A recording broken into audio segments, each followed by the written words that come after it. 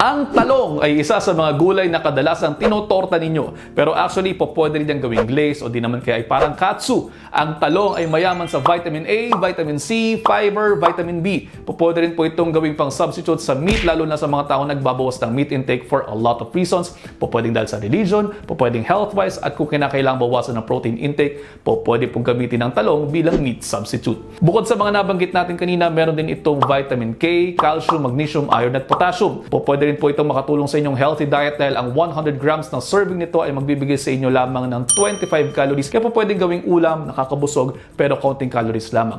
And remember, the less calories in, the more calories out, po pwedeng makatulong sa pagbaba ng inyong mga timbang. At ayun, ilan lamang yan sa mga benefits na makukuha natin sa pagkain ng talong. Tandaan, moderation, variety, and balance ang kinakailangan natin sa ating diet. At mag-iisang minuto na to, hanggang dito na lamang po muna. I hope you're all 1 minute wiser. Pakipusuan kung may natutunan. See you next episode. Ingat!